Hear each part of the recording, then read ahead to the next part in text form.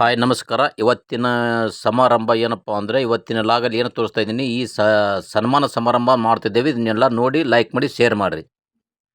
ಸ್ವಲ್ಪ ಈ ಕಡೆ ಬಾಕಕ್ಕ ಈ ಕಡೆ ಬರ್ರಿ ನಿಮ್ದಲ್ಲಿ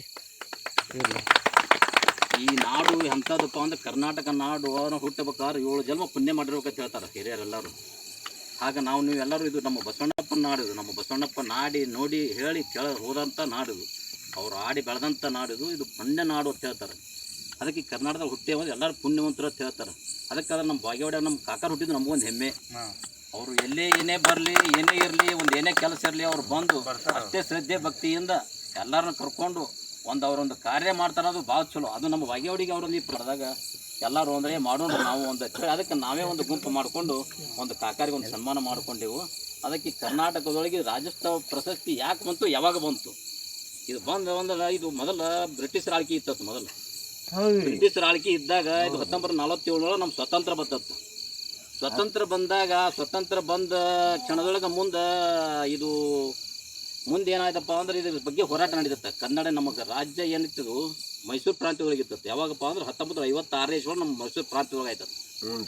ಆದೊಳಗೆ ಅವಾಗ ಏನು ಮಾಡೋರತ್ತ, ನಮ್ಮ ಕನ್ನಡಕ್ಕೆ ಇದು ನಮ್ಮ ಕನ್ನಡ ಅಂಬುದೇ ಇದ್ದಿರತ್ತೆ. ಮೊದಲೆಲ್ಲ ನಮ್ಮ ಈ ಕಡೆ ಮಡ್ರಾಸ್ ಪ್ರಾಂತ್ಯದೊಳಗೆ ಇರ್ತತ್ತೆ. ಈ ಕಡೆ ಹೈದರಾಬಾದ್ ಕರ್ನಾಟಕ, ಬಾಂಬೆ ಕರ್ನಾಟಕ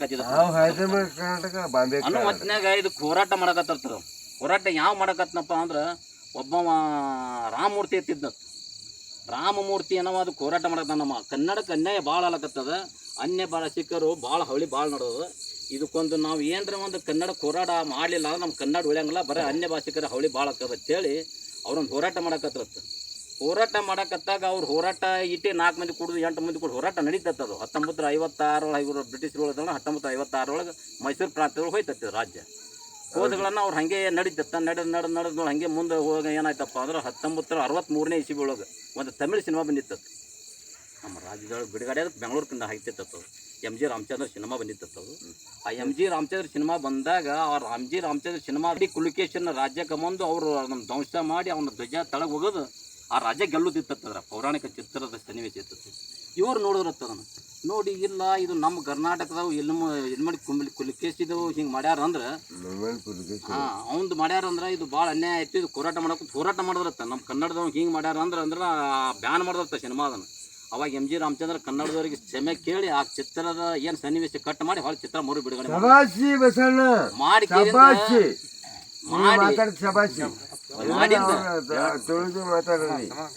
ಮಾಡಿಂದ ಅವಾಗ ಏನತ್ತ, ಅವಾಗ ರಾಮಮೂರ್ತಿ ಅನ್ನೋ ಒಬ್ಬ ಭಾಳ ಮುಖ್ಯಸ್ಥಿದ್ನತ್ತ, ಭಾಳ ಶಾಣೆ ಇದ್ನತ್ತ. ಅವನು ಸಾಹಿತ್ಯಗಾರ.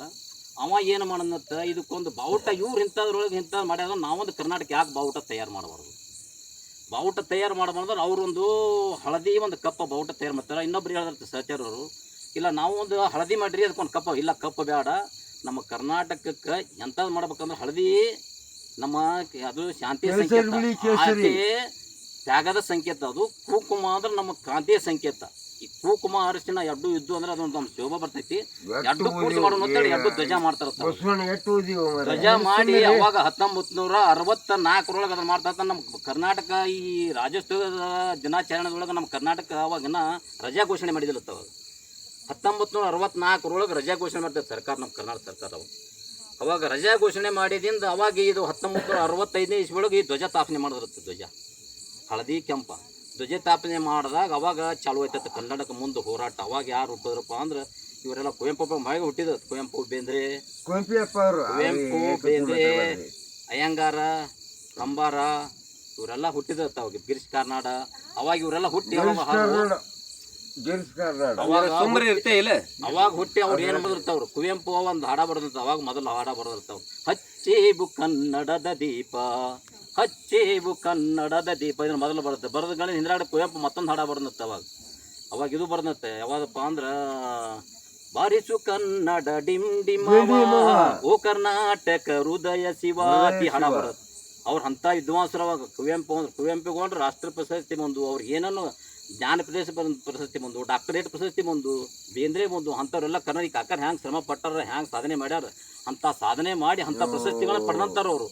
ಕರ್ನಾಟಕ ಹೋರಾಟ ಮಾಡೋದು ಭಾಳದವರು ಮಾಡಿ ಮುಂದೆ ಹಾಡ ಬರೆದ್ರು. ಮತ್ತೊಂದು ಹಾಡ ಬರೆದ್ರು ಅವರು.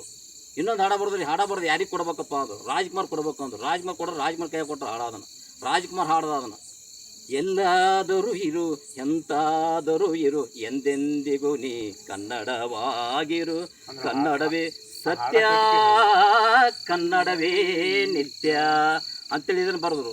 ಬರೆದ್ರೆ ಈ ಕನ್ನಡ ಇವಾಗ ರಾಜ್ಕುಮಾರ್ ಏನು ಕೇಳಿದ್ರು ಅವ್ರು ತಮಿಳ್ನಾಡು ತಿಳಿದವರು, ನೀವು ತೆಲುಗು ತಮಿಳಕ್ಕೆ ಬಂದ್ರೆ ನಿಮ್ಮ ದಿಮಾಡ್ ಭಾಳಕ ಬರ್ರಿ ಅಂದ್ರೆ ರಾಜ್ಕುಮಾರ್ ಅಂದ ನಾ ಕನ್ನಡ ಬಿಟ್ಟು ಎಲ್ಲಿ ಬರೋದಿಲ್ಲ ಅಂತ.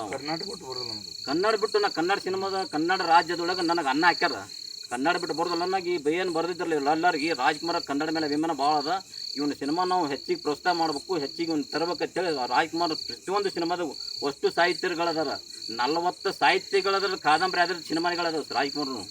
ಅದಕ್ಕೆ ರಾಜ್ಕುಮಾರ್ ನೇತ್ ಹೇಳಿ ರಾಜ್ಕುಮಾರ್ ಸಿನಿಮಾ ಪ್ರಸ್ತಾವ ಕೊಡತ್ತರು. ಅವಾಗ ರಾಜ್ಕುಮಾರ್ನ ಪ್ರತಿಯೊಂದು ಕವಿಗಾರನು, ಕುವೆಂಪುನು, ಬೇಂದ್ರೆಯವನು, ಈ ಗಿರೀಶ್ ಕಾರ್ನಾಡ್ರು, ದಾರಾ ಬೇಂದ್ರೆಯವನು, ಮತ್ತು ಅನಂತಮೂರ್ತಿವು, ಮತ್ತು ಗೋಕಾಕ ವಿಕ್ರತ್ ಗೋಕಾಕ್ ಅಂತ ಹೇಳಿ ಅವನು ಎಲ್ಲರೂ ಅವರೆಲ್ಲ ಮಾಡ್ಕೇಂದ ಅವ್ರಿಗೆ ಪ್ರಶಸ್ತಿ ಮೊಟ್ಟ ಮೊದಲಿಗೆ ಕುವೆಂಪು ಎಲ್ಲ ಸಾಧನೆ ಮಾಡ್ಯಾರ ಅಂತೇಳಿ ಕುವೆಂಪು